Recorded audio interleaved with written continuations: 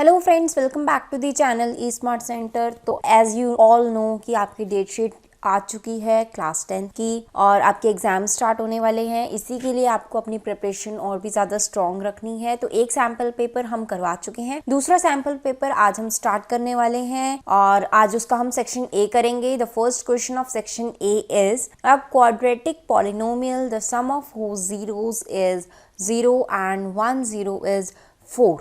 एक quadratic polynomial हमें बतानी है जिसका सम ऑफ ज़ीरो कितना है 0 और उनमें से एक ज़ीरो क्या है 4। क्वाड्रेटिक पॉलिनोमियल कौन सी पॉलिनोमियल होती है जिनमें डिग्री 2 होती है। इसकी स्टैंडर्ड फॉर्म क्या होती है ax² plus bx plus c is equal to 0, right. मतलब x² का coefficient a can never be 0 in quadratic polynomial. समझ में आया? क्वाड्रेटिक पॉलिनोमियल में हाईएस्ट डिग्री कितनी होगी 2 और a can not be equal to 0। और इसमें क्वाड्रेटिक पॉलिनोमियल में नंबर ऑफ ज़ीरोज़ कितनी होंगी, नंबर ऑफ ज़ीरोज़ होंगी आपके पास 2। और हमें बोला है कि सम ऑफ ज़ीरो, अगर हम दो ज़ीरोज़ हैं हमारे पास अल्फ़ा बीटा, तो सम ऑफ ज़ीरोज़ कितना है 0 और उनमें से एक ज़ीरो कितनी है 4। हम मान लेते हैं अल्फ़ा हमें गिवन है 4, एक ज़ीरो हम मान लेते हैं 4 गिवन है। हमें बताना है क्वाड्रेटिक पॉलिनोमियल। स्टैंडर्ड फॉर्म अभी मैंने आपको बताया क्या होती है ax² plus bx plus c is equal to 0। अगर अल्फ़ा 4 है तो बीटा कितना हो जाएगा -4, मतलब दूसरी ज़ीरो आ गई। एक तो स्टैंडर्ड फॉर्म ये होती है और क्वाड्रेटिक पॉलिनोमियल अगर आपने निकालनी हो तो आप ऐसे भी निकाल सकते हो x² minus sum of zeros into x plus product of zeros. अगर आपको a b c गिवन हो तो आप ऐसे निकाल सकते हो। अगर आपको ज़ीरोज़ गिवन है या फिर सम ऑफ ज़ीरोज़ या प्रोडक्ट ऑफ ज़ीरोज़ गिवन है तो आप ये फॉर्मूला भी यूज़ कर सकते हो। यहाँ पे क्या हो जाएगा x² minus sum of zeros मतलब alpha plus beta into x plus product of zeros क्या हो जाएगा alpha into beta is equal to 0। तो x² minus alpha plus beta कितना है 0 into x plus alpha into beta कितना हो जाएगा, अल्फ़ा इज़ 4, बीटा इज़ -4, तो अल्फ़ा बीटा कितना हो जाएगा -16 इज इक्वल टू 0 लिख देते हैं। x² minus 0 into x is 0 plus -16 हो जाएगा -16 इज इक्वल टू 0। तो आपकी क्वाड्रेटिक पॉलिनोमियल आ जाएगी x² minus 16। Option A is the correct answer. समझ में आया? चलो सेकेंड क्वेश्चन पे चलते हैं। Second question is, in a formula racing competition, the time taken by two racing cars A and B to complete one round of the track is 30 minutes and P minutes respectively. If the cars meet again at the starting point for the first time after 90 minutes and the HCF of 30 and P is 15, then the value of P is. Question हम समझते हैं क्या दिया हुआ है हमें। Question में एक रेसिंग कंपटीशन है, उसमें दो कार्स पार्टिसिपेट कर रही हैं, कार्स ए एंड बी। एक राउंड ट्रैक है, उसको पूरा कंप्लीट करने में कार ए कितने मिनट्स ले रही है 30 मिनट्स एंड कार बी ले रही है 20 मिनट्स उस पूरे राउंड ट्रैक को कंप्लीट करने में। तो हम मान लेते हैं ये हमारा क्या है track which is round in shape.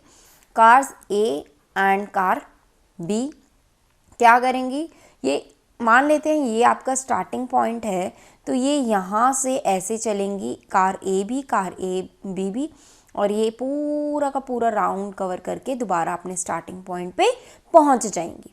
और हमें क्वेश्चन में गिवन है कि जो कार ए है वो पूरा राउंड जो है कितने मिनट्स में कंप्लीट कर रहा है 30 मिनट्स में and B car P minutes ले रही है। हमें पी नहीं पता, वही हमें इसको निकालना है कि पी की वैल्यू क्या होगी।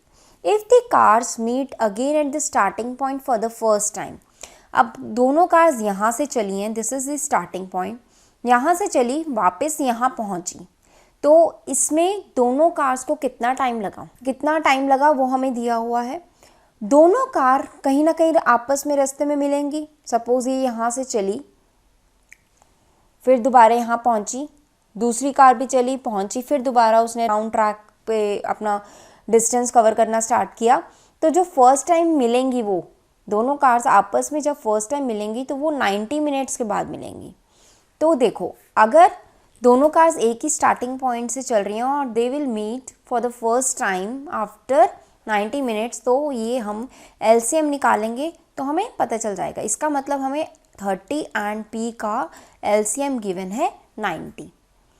अगर हम एलसीएम निकालते हैं तो हम बता सकते हैं कि after how much time they will meet for the first time. और हमें क्वेश्चन में गिवन है HCF of 30 and P is equal to 15। हमें वैल्यू निकालनी है। एक फॉर्मूला होता है LCM into HCF is equal to product of two numbers. ये एक फॉर्मूला है LCM और HCF और दोनों नंबर्स के आपस का रिलेशन ये है। LCM आपको गिवन है 90, HCF आपको गिवन है 15। प्रोडक्ट ऑफ टू नंबर्स, दो नंबर्स कौन कौन से हैं? 30 एंड P, राइट। तो 15 टू ज़ 30, 2 को 45 से मल्टीप्लाई करेंगे तो 90 आ जाएगा, तो P आ जाएगा आपका 45, राइट। तो इसका मतलब ये हुआ कार B जो है वो 45 मिनट्स लगाएगी अपना पूरा राउंड कवर करना, ठीक है।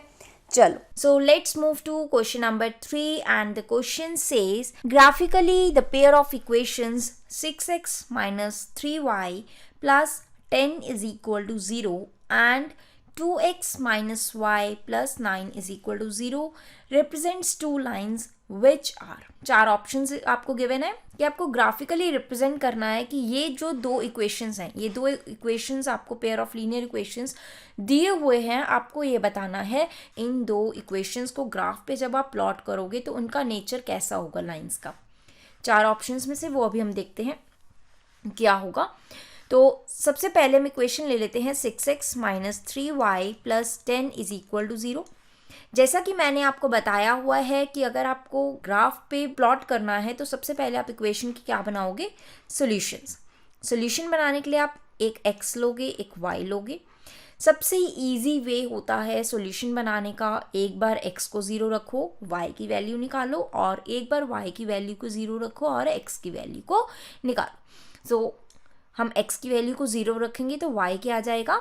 x 0 हो जाएगा, ये वाली टर्म 0 हो जाएगी, y क्या होगा? Minus 3y plus 10 is equal to 0, तो y आ जाएगा आपका 10/3, राइट।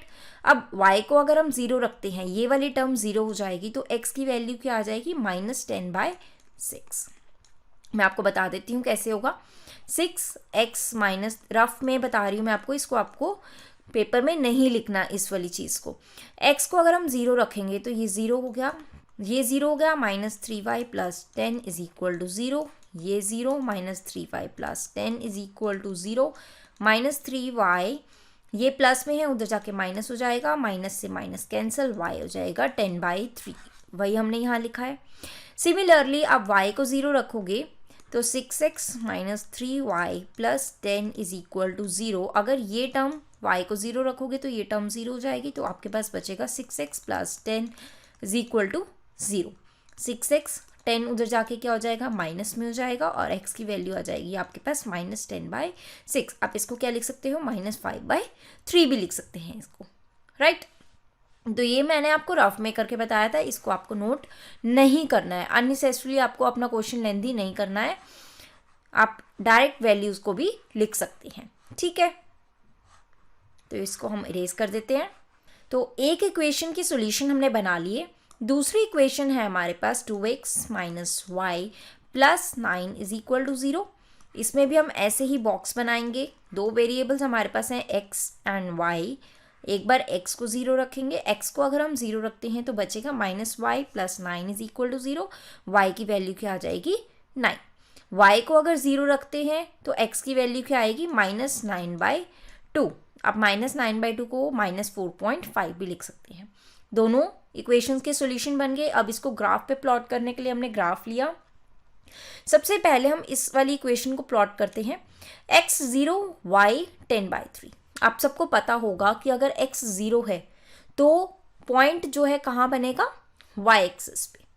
y एक्सिस पे x 0 होता है और x एक्सिस पर y 0 होता है। x 0 y 10/3, y 10/3 का मतलब क्या हो गया?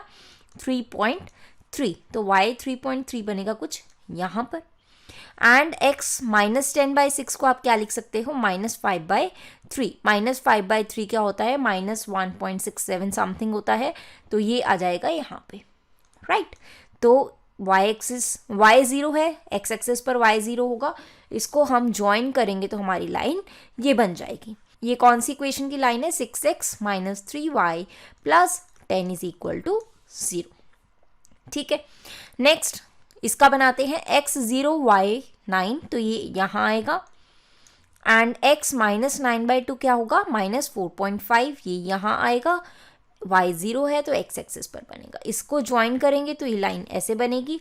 आप देख सकते हैं आपको क्वेश्चन में क्या बताना है कि ये दोनों इक्वेशंस का नेचर कैसा है। ये इक्वेशन कौन सी है, 2x - y + 9 = 0। आपको ग्राफ में देख के पता चल रहा है कि these two lines are parallel to each other. ठीक है, पैरेलल लाइंस कौन सी होती हैं, जिसमें इन दोनों लाइंस के बीच का डिस्टेंस हमेशा कांस्टेंट रहता है, ना वो कम होता है ना वो ज़्यादा होता है। तो हम कह सकते हैं इन दोनों लाइंस का नेचर क्या होगा, पैरेलल। तो ऑप्शन नंबर डी आपका करेक्ट हो जाएगा। समझ में आया? चलो करते हैं अपना next question, that is question number 4। So next question है आपका fourth question, if the quadratic equation x² - 8x + k = 0 has real roots then. Question आपका चैप्टर 4 से है, क्वाड्रेटिक इक्वेशन आपको गिवन है x² - 8x + k = 0, और इस इक्वेशन के जो रूट्स हैं आपको बोला है रियल रूट्स हैं।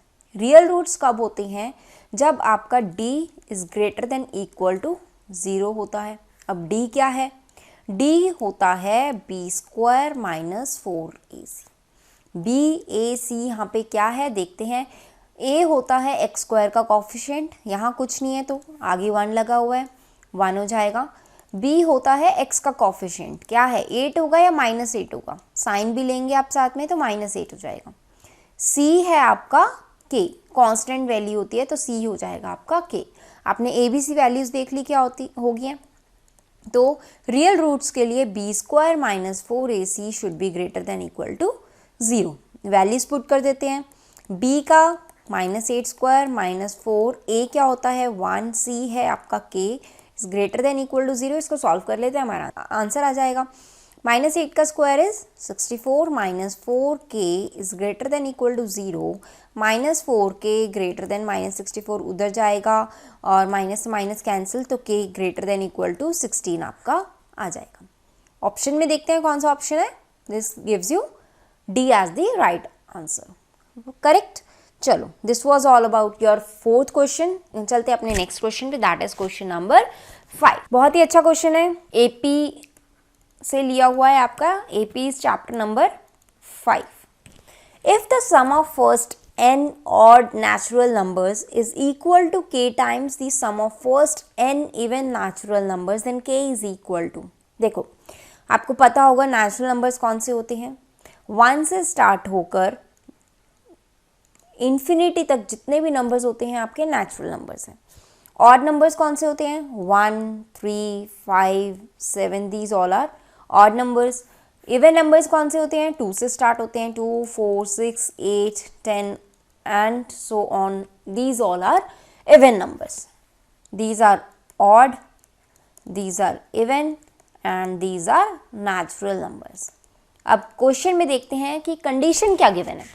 If the sum of first n odd natural numbers, first n odd natural numbers जो हैं हम ऐसे लिखते हैं, sum of first n odd natural numbers is की जगह इज इक्वल टू लिखेंगे k टाइम्स क्या होता है, k मल्टीप्लाई क्या हो जाएगा, the sum of first n even natural numbers, sum of first n even natural numbers हो जाएगा। ये आपके पास कंडीशन बन गई, ठीक है। अब देखो सम का फॉर्मूला क्या होता है, सम का फॉर्मूला होता है n/2 × 2a + n-1 × d, ठीक है। यहाँ पे हम फॉर्मूला कैसे पुट करेंगे, n/2 लिखेंगे क्योंकि हमने फर्स्ट n नेचुरल नंबर्स देखने हैं, first n odd natural numbers. 2a, देखो ऑड वाली जो सीरीज है वो ये है, तो इसमें जो a होता है वो होता है फर्स्ट नंबर। कौन सा है फर्स्ट नंबर आपका, यहाँ पे क्या है a इज इक्वल टू 1, ठीक है। और यहाँ पे a क्या हो जाएगा, इवन के केस में a क्या हो जाएगा 2, वैल्यू पुट करें 2 इंटू ए, ऑड के केस में a क्या है 1 प्लस n माइनस 1, d क्या है, देखो d क्या होता है, d is the difference between the two terms. यहाँ लिखती हूँ अगर मैं, ये आपकी सीरीज है, ये a हो गया आपका, n आपके फर्स्ट एंड नेचुरल नंबर्स बोला है, एंड डिफरेंस होता है d हम कैसे निकालते हैं, second term minus first term या फिर third term minus second term, तो ये आप निकाल सकते हो 3 माइनस 1 इज 2, तो d हो जाएगा आपका 2n minus 1 into D that is 2। ये हो गया, हमने लिख लिया ऑड के लिए। अब लिखते हैं इवन के लिए, k एज इट इज लिखेंगे। अब इसके लिए भी सेम फॉर्मूला यूज़ करेंगे, n दोनों में सेम है, ये भी n नंबर्स हैं और ये भी n नंबर्स हैं, तो यहाँ पे हम लिख देंगे n by 2 into 2a, a change हो जाएगा क्योंकि इवन के केस में जो फर्स्ट नंबर है दैट इज 2, तो 2a प्लस n माइनस 1, क्योंकि n सेम है। d यहाँ क्या हो जाएगा, डिफरेंस कितना है, यहाँ भी 2 है तो 2 लिख देंगे, ये लिख लिया हमने। अब देखो ये n बाई 2 से n बाई 2 कैंसिल हो गया, बाकी सॉल्व करते हैं। 2 into 1 is 2 plus 2n minus 2, अंदर से मल्टीप्लाई करेंगे इसको, is equal to k, 2 multiply 2 is 4 plus 2n minus 2, ठीक है। ये 2 प्लस में है, ये 2 माइनस में है, तो कैंसिल कर सकते हैं, 2n बच गया। 2n is equal to k into 4 minus 2 is 2 plus 2n। अब आप क्या करोगे, 2n इसमें से 2 कॉमन लोगे, 2 कॉमन लिया, k लिखा, अंदर क्या बच गया 1 प्लस n, तो ये 2 से 2 कैंसिल, आपको निकालना है k की वैल्यू, तो k को एक साइड पे लिखोगे, बाकी टर्म्स को दूसरी साइड पे लिखोगे, तो n और ये n प्लस 1 यहाँ क्या हो जाएगा डिवाइड में, तो आपके पास k की वैल्यू आ जाएगी n by n plus 1, that is option D. समझ में आया? ये अगर मैं रब करूँ तो आपको क्वेश्चन अच्छे से समझ में और ज़्यादा क्लियर हो जाएगा। ये मैं साइड कर देती हूँ। Basically this is the main thing, ये condition is the main thing. ये ऑड के केस में हो गया, इवन के केस में 2 4 6 8 so on, this is a and d is equal to 2, right? Clear है? चलो नेक्स्ट क्वेश्चन पे चलते हैं।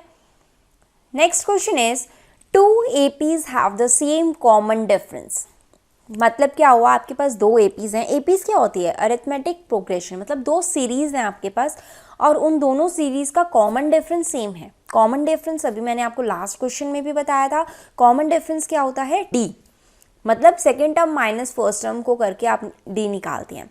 The first term of one of these is -1 and that of the other is -8, then the difference between their 4, दोनों side लिख लेते हैं, ये AP1 ले लेते हैं एंड दिस इज AP2, दोनों का डिफरेंस सेम है d। First term of one of these, एक की फर्स्ट टर्म क्या है -1, ठीक है, and that of the other, दूसरे की फर्स्ट टर्म को हम डिफ्रेंशिएट करने के लिए ये a लिख लेते हैं और ये a डैश ले लेते हैं, ये है -8।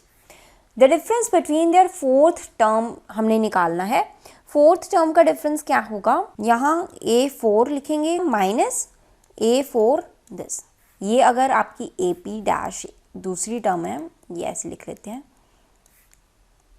ये एक सीरीज़ है, ये दूसरी सीरीज़ है, तो आपका A4 हो जाएगा इस वाली सीरीज़ की फोर्थ टर्म और A4 डैश हो जाएगी इस वाली सीरीज़ की फोर्थ टर्म। तो फॉर्मूला क्या होता है, an का फॉर्मूला होता है a plus n minus 1 into D, this is the formula of an मतलब nth टर्म, nth टर्म निकालने का फॉर्मूला जो होता है a plus n minus 1 into D.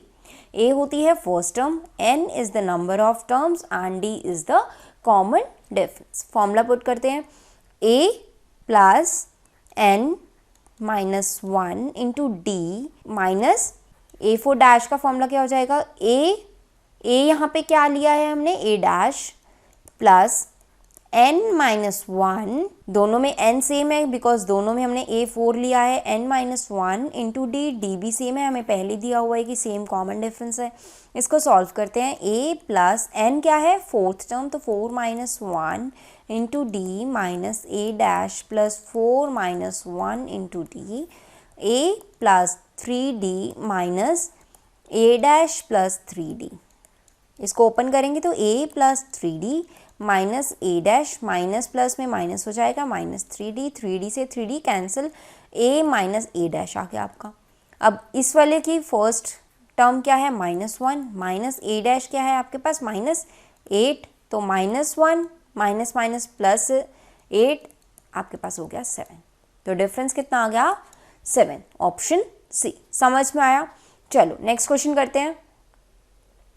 Next question is, if in two triangles DEF and triangle PQR, angle D is equal to angle Q, लिख लेते हैं पहले, दो triangles लेते हैं, ये let it be DEF and this one is PQR, ठीक है। Angle D is equal to angle Q, मतलब ये वाला एंगल और ये वाला angle they are same. Angle R, इसको हम एक लाइन ले देते हैं ताकि हम डिफ्रेंशिएट कर पाएँ कि ये दोनों सेम एंगल्स हैं। एंगल R और E, मतलब ये वाला एंगल एंड ये वाला एंगल सेम है। Then which of the following is not true.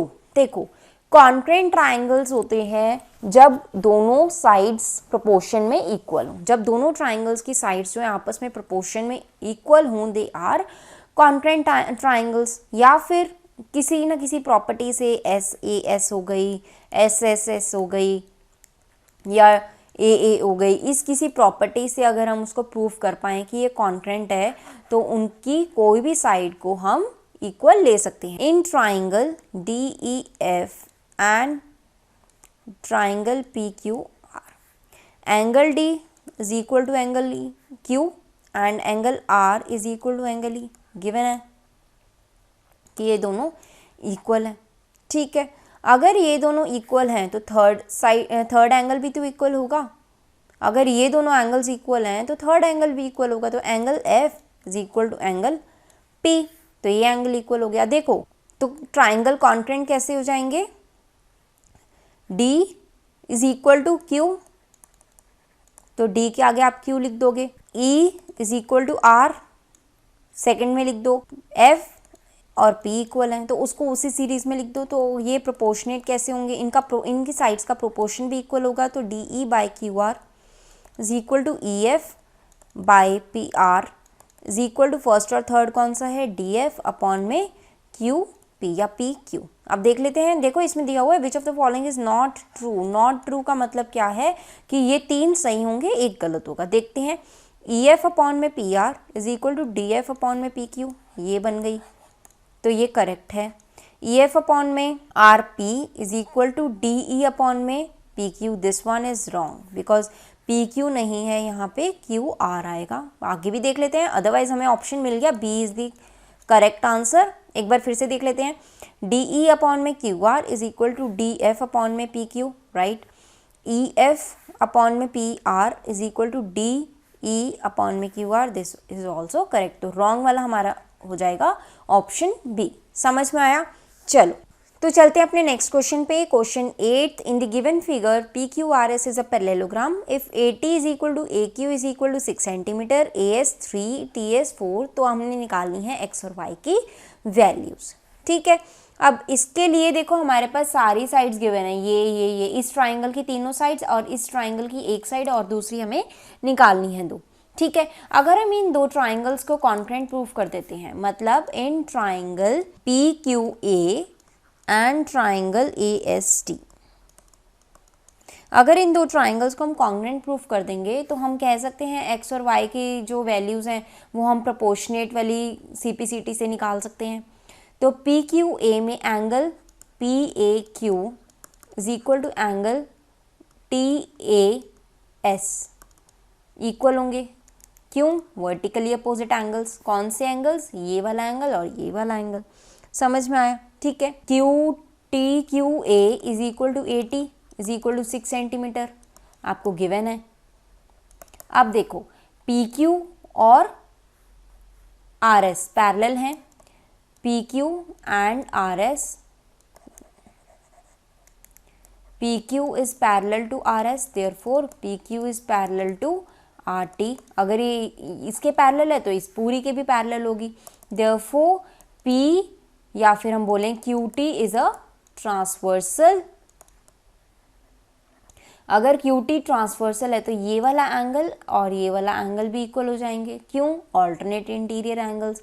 तो हम बोल सकते हैं इसको, अगर हम ले लेते हैं angle PQA is equal to angle ATS, alternate interior angles. Reason हो जाएगा इसका. तो हम बोल सकते हैं कि हमारे ये दो ट्राइंगल्स क्या हो जाएंगे? कॉन्ग्रुएंट. कैसे लेंगे? Q एंगल किसके इक्वल है? T के, राइट. A एंगल किसके इक्वल है? A के. एंड P एंगल क्या हो जाएगा फिर? S के इक्वल हो जाएगा. तो ये आ गया हमारा QAP is congruent to triangle TAS. अब अगर ये दो ट्राइंगल्स कॉन्ग्रुएंट है तो इनकी साइड्स भी क्या होंगी? प्रोपोर्शन होंगी. तो QA by TA is equal to AP by AS is equal to QP by TS. ठीक है. अब जो जो साइड्स हमें गिवन है हम वो साइड्स लिख लेंगे और जो निकालनी है हम उसको XY लिख लेंगे. QA आपको क्या गिवन है? QA 6 दिया हुआ है. TA क्या गिवन है आपको? TA भी आपको 6 गिवन है. AP कितना दिया हुआ है? AP आपको X निकालना है. AS आपको 3 गिवन है is equal to QP. QP कौन सा है? This one is QP, that is Y. और TS आपको गिवन है 4. तो ये 6 6 ये 1 हो जाएगा. अगर आप देखो इन दोनों को क्रॉस मल्टीप्लाई करके तो आपके पास x आ जाएगा. इन दोनों को मल्टीप्लाई करोगे, क्रॉस मल्टीप्लाई करोगे तो y आ जाएगा. तो x आ गया आपके पास 3 एंड y आ जाएगा आपके पास 4. समझ में आया? x 3 and y 4. ये आपका ऑप्शन हो गया D. समझ में आया? ठीक है. चलो नेक्स्ट क्वेश्चन पे चलते हैं. नेक्स्ट क्वेश्चन है आपका, in the given figure AT is a tangent to a circle. Tangent क्या होता है? मैंने आपको सर्कल्स वाले चैप्टर में बताया था कि टेंजेंट ऐसी लाइन होती है जो एक्सटर्नल एक पॉइंट से स्टार्ट होके और सर्कल को सिर्फ एक ही पॉइंट पे टच करती है. That is called a tangent to the circle with centre O. Centre O ये हो गया. Such that OT is 4 centimetre and angle OTA is 30 degree. Then AT हमें निकालना है. क्या है AT? हम मान लेते हैं X है. हमें ये निकालना है. OA को ज्वाइन किया तो देखो रेडियस, जो ये रेडियस है A है, ये OA, radius is perpendicular to tangent. Theorem 10.1 बोलती है. अब अगर ये 90 डिग्री है तो ये ट्राइंगल कौन सा हो गया? Right angle triangle. तो इन ट्राइंगल OAT हमें क्या निकालना है? बेस निकालना है, x निकालना है. तो हम निकालेंगे cos 30, बिकॉज cos 30 का फॉर्मूला हमें पता है, बेस अपॉन में हाइपोटेन्यूज होता है. बेस क्या हो जाएगा? x एंड हाइपोटेन्यूज क्या है? OT. cos 30 की वैल्यू होती है √3/2. x आपको निकालना है, OT आपको गिवन है 4. तो ये 2 से 2 कैंसिल. ये आ गया आपका क्रॉस मल्टीप्लाई करके 2√3x की वैल्यू. तो 2√3 इज दी C ऑप्शन. ठीक है, क्लियर है. चलो नेक्स्ट क्वेश्चन पे चलते हैं. ये तो इजी क्वेश्चन था. नेक्स्ट क्वेश्चन है आपका, if 4 cot theta minus 5 is equal to 0 then the value of 5 sine theta minus 4 cos theta divide by 5 sine theta plus 4 cos theta is. बहुत ही अच्छा क्वेश्चन है. आप देख के डर जाओगे कि क्वेश्चन इतना लेंदी सा लग रहा है, कैसे करेंगे. बट अगर आप सॉल्व करने बैठोगे तो देखोगे कुछ भी नहीं था. आपको दिया हुआ है 4 cot theta minus 5 is equal to 0. अगर आप cot थीटा की वैल्यू यहाँ से निकालोगे तो ये आ जाएगा 5/4. अब देखो साइन थीटा cos थीटा ही दिया हुआ है आपको. अगर आप दोनों को cos थीटा से डिवाइड करोगे तो यहाँ पे आ जाएगा tan थीटा, यहाँ आ जाएगा 1. बट आपको क्या चाहिए? cot थीटा की वैल्यू आपको दी हुई है तो आप cot थीटा ले आओ. Divide numerator and denominator by sine theta. अगर मैं न्यूमरेटर को भी डिनोमिनेटर को भी साइन थीटा से डिवाइड कर दूंगी तो क्या होगा मेरे पास, sine theta by sine theta 1 हो जाएगा, cos theta by sine theta क्या हो जाएगा, कॉट थीटा हो जाएगा। कॉट थीटा की वैल्यू मेरे पास दी हुई है तो मैं डायरेक्ट वैल्यू को पुट कर सकती हूँ। तो 5 sine theta minus 4 cos theta, इसको हम डिवाइड करेंगे साइन थीटा से, divide by 5 sine theta plus 4 cos theta, इसको भी हम डिवाइड करेंगे साइन थीटा से। देखो न्यूमरेटर और डिनोमिनेटर को हमने सेम चीज़ से अगर डिवाइड किया है तो हमारी इक्वेशन में कोई भी फर्क नहीं पड़ेगा, ठीक है। इसको अंदर मल्टीप्लाई करेंगे तो 5 sine theta by sine theta 1 हो जाएगा, minus 4 cos theta by sine theta लिख लेते हैं, by 5 as it is sine theta by sine theta 1, तो उसको मैंने लिख रही plus 4 cos theta by sine theta. अब अगर आपको पता होगा कॉट थीटा होता है cos theta by sine theta, ठीक है, तो हम इसको क्या लिख सकते हैं, 5 minus 4 cos theta by sine theta को कॉट थीटा लिख देंगे एंड 5 प्लस 4 कॉट थीटा। अब फॉर्मूला वैल्यू पुट करेंगे कॉट थीटा की, 5 minus 4 5 by 4 by 5 plus 4 5 by 4, 4 से 4 कैंसिल, तो ऊपर क्या बचा 5 minus 5, 5 minus 5 is 0, 0 divide by anything is 0, तो आपके पास आंसर आ गया 0। तो आप देख सकते हैं खोदा पहाड़ निकली चुईया, आंसर आपका 0 आ गया, सब कुछ कैंसिल आउट हो गया। समझ में आया? चलो नेक्स्ट क्वेश्चन करते हैं। नेक्स्ट क्वेश्चन है, इन the given figure the area of the segment ACB is. आपको क्या निकालना है, इस सेगमेंट, ये इसको हम बोलते हैं माइनर सेगमेंट, इसके अपोजिट वाली क्या हो जाएगी, मेजर सेगमेंट। ऑल्दो इसका कंसर्न आपका इस क्वेश्चन से नहीं है, अदरवाइज आपको पता होना चाहिए। आपको क्या निकालना है, इस वाले जो शेडेड पोर्शन है, एरिया ऑफ सेगमेंट ACB, आपको ये निकालना है। अब देखो ये 90 डिग्री आपको गिवन है, अगर ये 90 डिग्री है तो ये सेक्टर कौन सा होता है, ये वाला, ये पूरा क्या है आपका सेक्टर। और अगर आप इसमें से ये वाले ट्राइंगल का एरिया माइनस कर दोगे तो आपके पास ये पोर्शन आ जाएगा। लिखें एरिया ऑफ शेडेड पोर्शन,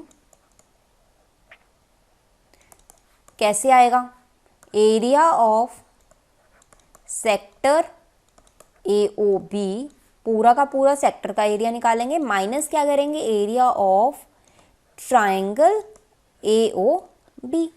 अब सेक्टर का एरिया फाइंड आउट करने का फॉर्मूला क्या होता है, पाई r स्क्वायर थीटा बाई 360, ये फॉर्मूला होता है। थीटा क्या होता है, जो वो सेक्टर के बीच का एंगल होता है। जैसे ये सेक्टर है, ये आपका पूरा सेक्टर है, इसके बीच का एंगल क्या है 90 डिग्री, तो थीटा की वैल्यू हो जाएगी यहाँ पे 90 डिग्री। तो हम फॉर्मूला लिखेंगे पाई r square theta by 360 degree minus area of triangle AOB। अब ये 90 डिग्री है तो ये क्या हो गया, right angle triangle. Right angle triangle का फॉर्मूला क्या होता है, एरिया का half into base into height, यही होता है। अब पाई एज इट इज लिखते हैं अभी के लिए, r स्क्वायर थीटा क्या है 90 बाई 360 माइनस हाफ, बेस और हाइट क्या है r, रेडियस हैं दोनों, तो r लिख दिया, 90 4 ज़ा 360, तो ये हो जाएगा पाई r square by 4 minus r square by 2। इसको कैसे, r स्क्वायर बाई 2 कॉमन ले लेते हैं अगर हम यहाँ, तो नीचे क्या बच, अंदर क्या बच गया, पाई बाई 2 माइनस 1। इसको अंदर LCM ले लेंगे, r स्क्वायर बाई 2, LCM लिया 2 तो पाई माइनस 2 ऊपर आ गया, ये आ जाएगा आपका r square by 4 into pi minus 2। कौन सा ऑप्शन हो गया, r square by 4 pi minus 2 is A option. Clear है, समझ में आया, इजी था। एरिया ऑफ शेडेड पोर्शन निकालने के लिए आप पूरे का सेक्टर का एरिया निकालोगे, उसके बाद ट्राइंगल के एरिया को माइनस करोगे, आपके पास शेडेड पोर्शन का एरिया आ जाएगा। क्लियर है, चलो नेक्स्ट क्वेश्चन पे चलते हैं। आई होप आपको ये क्वेश्चंस क्लियर हो रहे होंगे, ठीक है। अगर कोई डाउट होगा तो आप टेलीग्राम चैनल पे हमें फॉलो कर सकते हैं और उस पर क्वेश्चन अपना क्लियर कर सकते हैं, कोई भी डाउट होगा, ठीक है। 2 cubes each with 6 centimetre edge are joint end to end. 2 cubes दिए हुए हैं आपको। क्यूब्स कौन से होते हैं, जिनकी सारी साइड्स क्या होती हैं, सेम। अब आपको क्या बोला है कि ये जो 2 क्यूब्स हैं इन दोनों को ज्वाइन कर दिया एंड टू एंड, कैसे, ऐसे, ठीक है। दोनों को ज्वाइन किया तो क्या बन गया, ये क्यूबॉइड। क्यूबॉइड वो होता है जिसकी लेंथ ब्रेथ हाइट सेम नहीं होती, ठीक है। तो अगर ये दो, जैसे ये क्यूब था, इसकी लेंथ कितनी थी 6, ये दूसरा क्यूब था, इसकी लेंथ भी 6 थी, इसकी ब्रेथ भी सेम थी और हाइट भी 6 थी। अगर आपने ज्वाइन कर दिया तो ये क्यूबॉइड बन गया, और इस क्यूबॉइड का जो लेंथ है वो तो चेंज हो जाएगी, क्या बन गई टोटल, बट ब्रेथ और हाइट क्या रही सेम, ब्रेथ और हाइट क्या रहेगी सेम। तो लेंथ हो जाएगी 12 सेंटीमीटर, ब्रेथ हो जाएगी 6 सेंटीमीटर, हाइट हो जाएगी 6 ठीक है। आपको निकालना है surface area of the resulting cuboid, आपको क्यूबॉइड का सरफेस एरिया निकालना है। अब बहुत सारे बच्चे इसमें कंफ्यूज होते हैं कि सरफेस एरिया निकाले तो कौन सा निकालें, टोटल सरफेस एरिया या फिर कर्व्ड सरफेस एरिया, कौन सा निकालोगे बताओ आप। देखो, अगर आपको कोई भी क्वेश्चन में नहीं मेंशन कर्व सरफेस एरिया निकालना है या फिर कौन सा एरिया निकालना है, तो आप हमेशा टोटल सरफेस एरिया ही निकाल लोगे। अगर आपको क्वेश्चन में नहीं गिवन तो आप टोटल सरफेस एरिया निकालोगे। अगर कर्व सरफेस एरिया निकालोगे तो वो एक्सप्लिसिटली आपको मेंशन होगा, आपको अलग से मेंशन किया जाएगा। तो total surface area of cuboid, formula पता होना चाहिए। फॉर्मूला बताओ क्या है, 2 into LB plus BH plus HL, this is the formula of total surface area of cuboid. Values put करते हैं, 2 into L कितनी है 12, B ब्रेथ कितनी है 6, ब्रेथ 6, हाइट भी 6, ये हमने पुट कर दिया वैल्यूज को। 2 into 12 6 72 प्लस 36 प्लस 72, समझ में आया, इतना क्लियर है। इसको अगर आप ऐड करोगे तो 2 6 8 और 2 10, 10 और 7 8, 17 प्लस 1 इज़ 18, तो ये हो जाएगा 360। अब मैं हमेशा बोलती हूँ यूनिट्स लिखनी कंपलसरी होती हैं, अदरवाइज मार्क्स डिडक्ट हो जाएंगे, और आपको क्वेश्चन में क्या यूनिट्स गिवन है वो देखनी होती है। तो सेंटीमीटर स्क्वायर आपकी यूनिट हो जाएगी। टोटल सरफेस एरिया निकाल लिया, 360 आ गया, आंसर हो गया हमारा बी करेक्ट। ठीक है, क्लियर है। चलो नेक्स्ट क्वेश्चन पे चलते हैं। नेक्स्ट क्वेश्चन है हमारा, a sphere of maximum volume is cut out from a solid hemisphere of radius 7 centimetre. देखो किस किस चीज की शेप जो होती है वो हेमिस्फीयर जैसी होती है। ऐसा ही बना मुझसे, this is hemisphere and the sphere of maximum volume is cut out from a solid hemisphere. Hemisphere ये है और बोला है कि इसमें से मैक्सिमम जितना स्फीयर निकल सकता था हमने वो निकाल लिया। हेमिस्फीयर की रेडियस हमें गिवन है 7, तो ये जो है, तो इसमें से हमने स्फीयर निकाला, मैक्सिमम वॉल्यूम का स्फीयर निकाला, और ये क्या हो गया इसका डायमीटर। मतलब जो हेमिस्फीयर का रेडियस है, अगर उसमें से स्फीयर निकालेंगे तो वो स्फीयर का क्या हो जाएगा डायमीटर हो जाएगा। ये आपका हेमिस्फीयर का रेडियस है ये पूरा, ठीक है। अब जब हमने स्फीयर निकाल दिया तो वो स्फीयर का क्या हो गया डायमीटर हो गया। हमें निकालना क्या है, ratio of volume of the original hemisphere to that of the cut out sphere. Volume of original hemisphere divide by volume of cut out sphere. Volume का फॉर्मूला क्या होता है मुझे बताओ। वॉल्यूम ऑफ हेमिस्फीयर कितना होता है एंड वॉल्यूम ऑफ स्फीयर कितना होता है। वॉल्यूम ऑफ हेमिस्फीयर होता है 2/3 πr क्यूब, और स्फीयर का वॉल्यूम होता है 4/3 πr क्यूब। ठीक है, मैंने डिफ्रेंशिएट करने के लिए एक को स्मॉल आर ले लिया, एक को कैपिटल आर ले लिया। पाई से पाई कैंसिल, 3 से 3 कैंसिल, और ये 2 2 4, तो ये हो जाएगा 1/2 r cube by r cube. अब देखो जो छोटे वाला आर है, मतलब हेमिस्फीयर का रेडियस आपको गिवन है 7 सेंटीमीटर, जो कैपिटल आर है, जो स्फीयर का रेडियस है वो कितना हो जाएगा 7/2, क्योंकि 7 इसका डायमीटर बन जाएगा और उसका हाफ करेंगे तो रेडियस हो जाएगा। तो हम कह सकते हैं जो बड़े वाला आर है that is half of small R, half, या फिर हम बोल सकते हैं small R is equal to 2r। तो स्मॉल आर को 2r क्यूब करेंगे, इसका r क्यूब करेंगे, 2 को क्यूब करेंगे तो 8r cube by 2r cube, R cube से आर क्यूब कैंसिल, 2 4 सा 8, आंसर आ जाएगा आपका 4:1। रेशियो क्या आ जाएगी आपकी 4:1। ये हो गया आपका ऑप्शन डी। क्लियर है, समझ में आया? चलो नेक्स्ट क्वेश्चन पे चलते हैं। आई होप आपको ये क्वेश्चंस क्लियर हो रहे होंगे। ये सेक्शन ए जो है आपका, उसमें 20 क्वेश्चंस रहेंगे। सेक्शन ए में आपके 20 क्वेश्चंस रहते हैं, मैं आपको पहले भी बता चुकी हूँ लास्ट सैम्पल पेपर में। और इसमें हर क्वेश्चन जो होता है 1 मार्क ईच, हर क्वेश्चन जो होता है 1 मार्क्स का रहता है, राइट। नेक्स्ट क्वेश्चन है, the distance between 2 points A and B on a graph is given as √10² + 7²। ये गलती से है, इसका कोई मीनिंग नहीं है।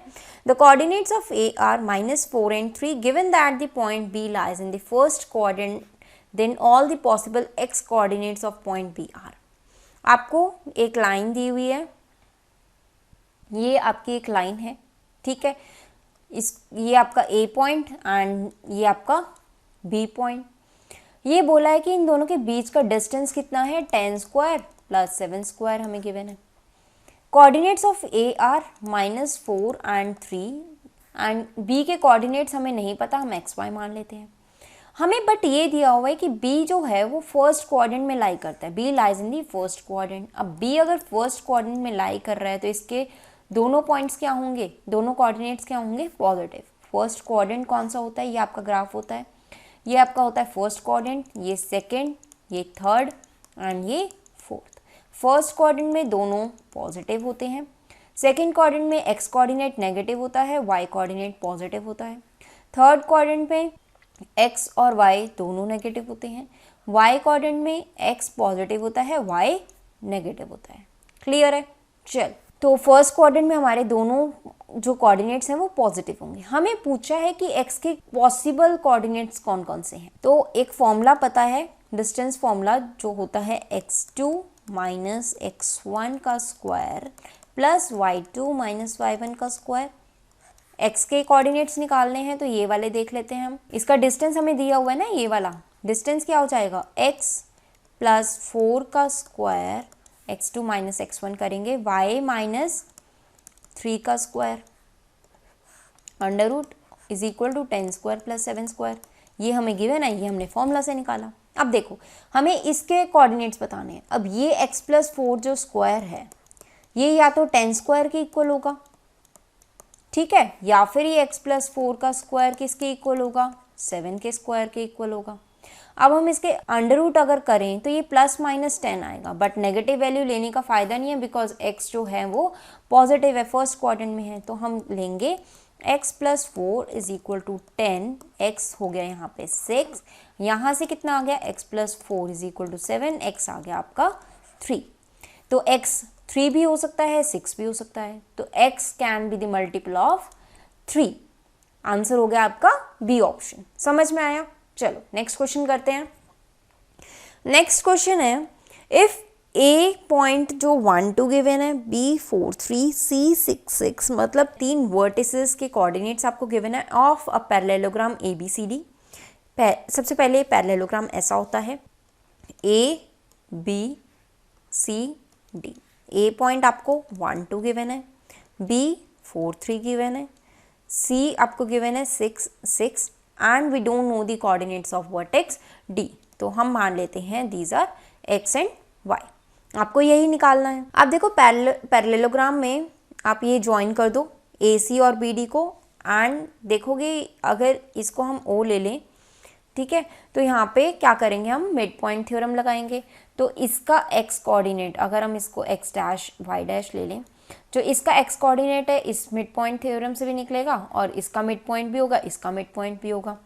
तो हम कह सकते हैं x कोऑर्डिनेट कैसे निकालेंगे, AC में x1 + x2/2 mid point of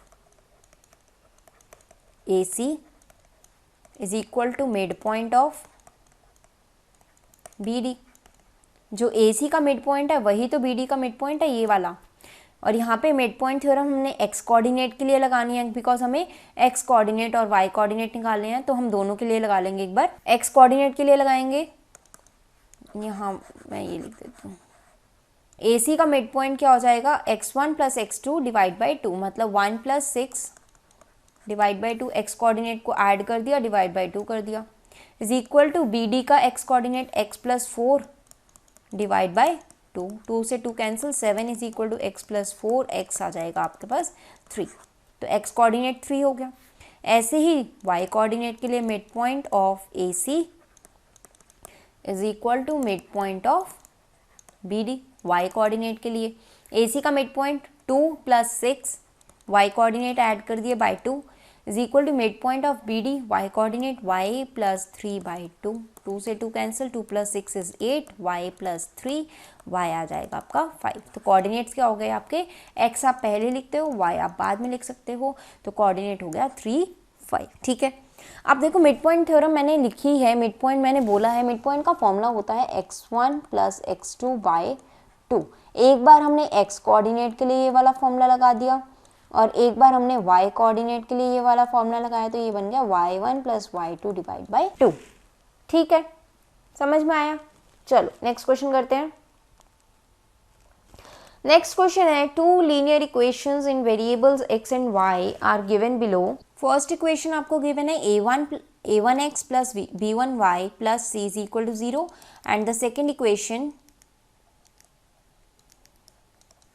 equation है a2x plus b2y plus c is equal to 0। ठीक है, which of the following pieces of information is independently sufficient to determine if a solution exist or not for this pair of linear equations. 4 conditions दी हुई हैं आपको और आपको बताना है कि कौन कौन सी कंडीशन से आप बता सकते हैं कि in pair of linear equation का सोल्यूशन कैसा होगा, एग्जिस्ट करेगा या नहीं करेगा, आप कैसे बता सकते हो। सबसे पहले फर्स्ट देखते हैं, a1 by b1 is equal to a2 by b2 is equal to 1 दिया हुआ है, मतलब c1 बाई c2 इक्वल है, इससे आप बता सकते हैं। Second, a1 by a2 is equal to b1 by b2, but c के लिए कुछ नहीं बताया हुआ तो हम इससे नहीं कुछ कह सकते। Third equation, a1 by a2 is equal to a1 by b1, b2 के बारे में तो कुछ बोला ही नहीं, a2 b2 के बारे में, तो इससे भी हम कुछ नहीं बता सकते। And a1 by a2 is not equal to b1 by b2, ये होती हैं हमारे इंटरसेक्टिंग लाइंस या कंसिस्टेंट बोल सकते हैं हम इसको, मतलब सॉल्यूशन एग्जिस्ट करेगा। कंसिस्टेंट का मतलब सॉल्यूशन एग्जिस्ट करेगा हमारे पास। और यहाँ पे c1 बाई c2 अगर इक्वल है तो नो सॉल्यूशन होता है, बिकॉज इस केस में पैरेलल लाइंस होती हैं। 3 कंडीशंस होती हैं ना हमारी, a1 by a2 is equal to b1 by b2 is equal to c1 by c2, a1 by a2 b1 by b2 not equal to c1 by c2। Third होती है a1 by a2 not equal to b1 by b2। First case में आपका parallel lines form करती हैं graph पे और इसका कोई भी सॉल्यूशन नहीं होता, या फिर हम इसको बोल सकते हैं इनकंसिस्टेंट होता है। ये होता है infinite many solutions, infinite solutions होते हैं इसमें।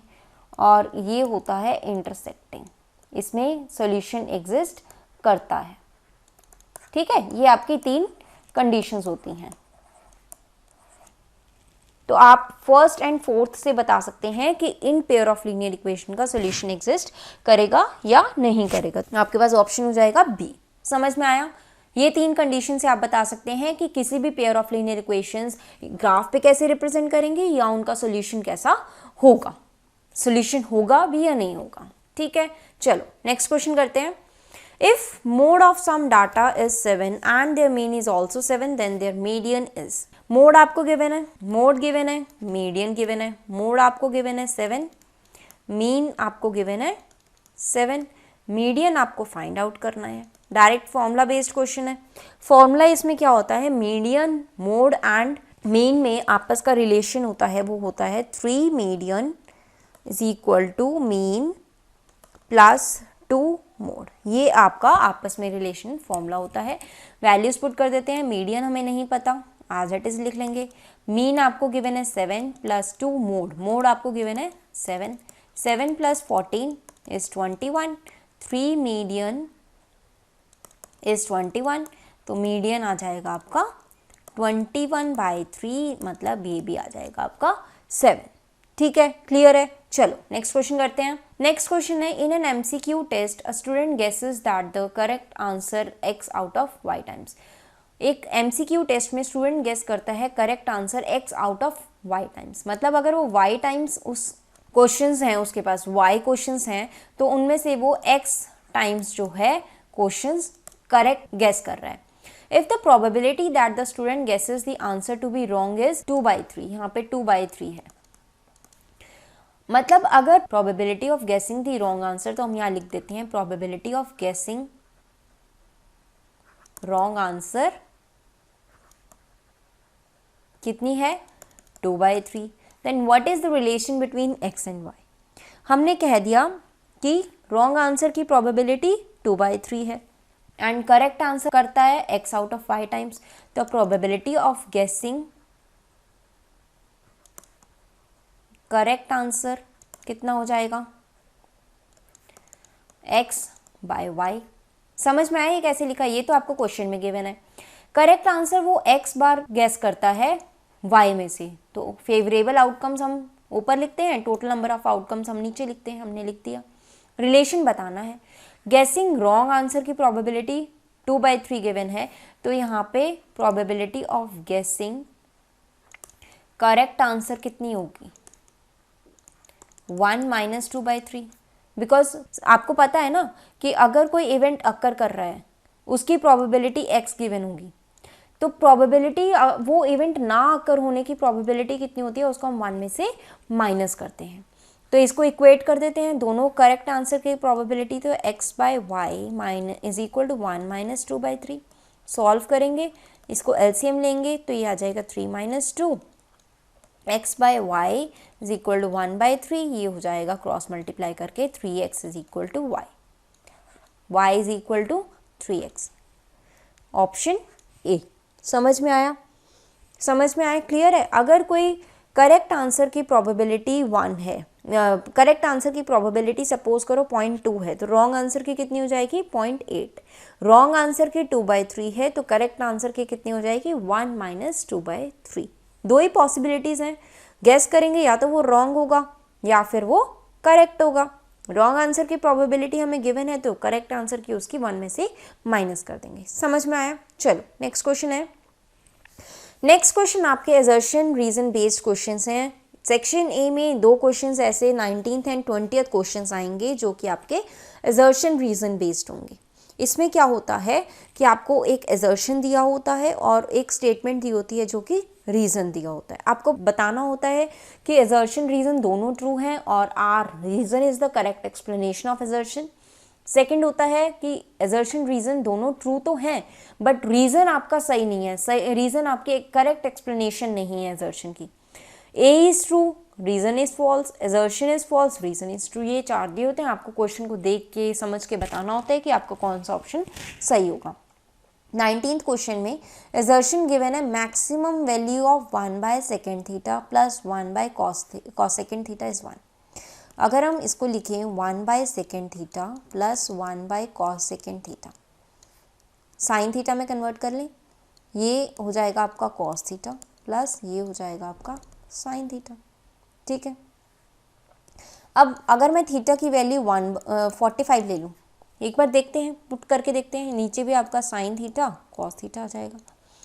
कॉस थीटा मतलब cos 45 degree plus sign 45 degree. ठीक है, कॉस 45 डिग्री कितना हो जाएगा, 1/√2 प्लस 1/√2, ये हो जाएगा 2/√2 मतलब √2, और √2 की वैल्यू कितनी होती है, 1.414। 1.414 कितना है, 1 से तो बड़ा है ना, मतलब हम ये तो नहीं कह सकते कि इस वाली इक्वेशन की वैल्यू हमेशा मैक्सिमम 1 ही रहेगी। अब नीचे भी लिख के देख लेते हैं, साइन 45 कॉस 45, नीचे 1/√2 इंटू 1/√2, ये कितना हो जाएगा, 1/√2 1/√2 1/2, तो देखा जाए 2 से मल्टीप्लाई, ये तो और भी बड़ा चला गया।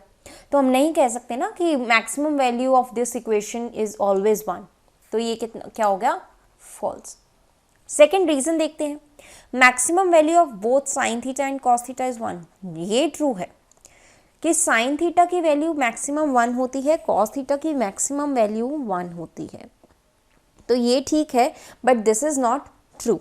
तो इसमें हमारा आंसर क्या हो जाएगा, असर्शन तो हमारा फॉल्स ही है, तो ए बी सी में से तो कुछ भी नहीं होगा, क्योंकि ए बी सी तो एजर्शन ट्रू वाला है, तो डी हमारा हो जाएगा इसका आंसर, मतलब एजर्शन हमारा फॉल्स है, reason is true but the assertion is false. ठीक है, क्लियर है। चलो नेक्स्ट क्वेश्चन करते हैं, और this is the 20th question of section A and this is the last question of this section. Next video में हम नेक्स्ट सेक्शन करेंगे, सेक्शन बी, जो कि 2 मार्क्स का होता है और उसमें आपके टोटल नंबर ऑफ क्वेश्चंस रहते हैं 6। ठीक है, assertion है आपके पास, the probability of getting a bad egg in a lot of 400 is 0.035। इसको लिखते हैं probability of getting bad egg कितनी है आपके पास 0.035 इन अ लॉट ऑफ 400, मतलब टोटल नंबर ऑफ एग्स हमें गिवन है, मतलब टोटल नंबर ऑफ एग्स कितने हैं 400। The number of good eggs in a lot is 386। Bad egg की प्रोबेबिलिटी गिवन है, total number of eggs given है 400। हमें बताना है कि गुड एग्स कितने हैं। Probability of getting bad eggs 0.035। हम मान लेते हैं बैड एग्स, हमारे पास नंबर ऑफ एग्स कितने हैं x, total number of x 400 is equal to 0.035। Solve करेंगे, x is equal to 0.035 into 400 लिखेंगे इसको, नीचे 3 जीरोस आ जाएंगे डेसिमल हटा के, 0 से 2 0 से कैंसिल, ये हो जाएगा 2 2 ज़ा 4, 2 5 ज़ा 10, 5 7 ज़ा 35, 2 7 ज़ा 14, तो x आ जाएगा आपका 14। मतलब number of bad eggs, number of bad eggs कितने हो गए 14, टोटल नंबर ऑफ एग्स 14 थे, 400 थे, तो नंबर ऑफ गुड एग्स कितने हो जाएंगे, नंबर ऑफ गुड एग्स हो जाएंगे 400, total number of eggs, number of bad eggs 14, तो ये हो जाएगा आपका 386। 386 हो गया, मतलब हमारा ऑप्शन ए, सॉरी असर्शन हमारी ट्रू है। If the probability of an event is p, the probability of its complementary event will be 1 minus p। ये भी ट्रू है, तो हमारा ये हो जाएगा, मतलब assertion भी ट्रू है, रीजन भी ट्रू है, and R is the correct explanation of A। इसको हम दूसरी तरीके से ऐसे भी कर सकते हैं, ये तो आपका हो गया। अगर बैड एग की प्रोबेबिलिटी है 0.035, तो 1 माइनस 0.035 क्या हो जाएगा, गुड एग्स की प्रोबेबिलिटी। ठीक है, और हमारे पास नंबर ऑफ गुड एग्स हमने निकालने हैं, तो नंबर ऑफ गुड एग्स क्या हो जाएगा, ये कितना आ गया 1 माइनस 0.035 हो जाएगा, 9 में से 6 गए 3, 9.965। ये हो गई गुड एग्स की प्रोबेबिलिटी। नंबर ऑफ एग्स हमें निकालने हैं आउट ऑफ 400, ये निकाल लेंगे, ये 3 जीरोस आएंगे यहाँ पे, 3 डेसिमल थे, 2 से हमने काट दिया, तो ये 965 इंटू 4 बाई 10 हो गया। ठीक है, तो ये आ जाएगा 965 इंटू 4 कितना होता है, मल्टीप्लाई करोगे आप देखोगे 3860 डिवाइड बाई 10, 0 से 0 कैंसिल, यहाँ से भी आंसर आ गया आपका 386। मतलब आप दोनों तरीके से कर सकते हो, ये भी ठीक है, ये भी ठीक है। मैं आपको सिर्फ मेथड बता रही हूँ करने का। मैंने यहाँ पे क्या किया था कि बैड एग की प्रोबेबिलिटी गिवन थी और मैंने नंबर ऑफ बैड एग्स ही निकाल लिया था, फिर 400 में से माइनस कर दिया। आप ऐसे भी कर सकते हो, बैड एग की प्रोबेबिलिटी दी हुई है, गुड एग की प्रोबेबिलिटी निकालो और उसको इक्वेट कर दो, उसकी प्रोबेबिलिटी को उसके फॉर्मूले से। ठीक है, तब भी आंसर आपका सेम आएगा। तो ये आपका क्वेश्चन 20th ऑफ सेक्शन ए, इसी के साथ आपका सेक्शन ए कंप्लीट हो जाता है। सेक्शन बी हम नेक्स्ट वीडियो में लेकर आएंगे। तब तक के लिए आप इन क्वेश्चंस को जम के प्रैक्टिस करें ताकि आपका एग्जाम आप 95+ स्कोर करो। और अगर आप इन सैम्पल पेपर को बहुत अच्छे से कर लेते हैं और जैसा मैं समझा रही हूँ एक एक कॉन्सेप्ट को आप ग्रैप कर लेते हैं, आपके 95+ कहीं नहीं गए। तो मिलते हैं अपने नेक्स्ट वीडियो में, तब तक के लिए thank you and bye bye. और अगर आपने चैनल को सब्सक्राइब नहीं करा तो चैनल को सब्सक्राइब करना ना भूलें। Bye bye.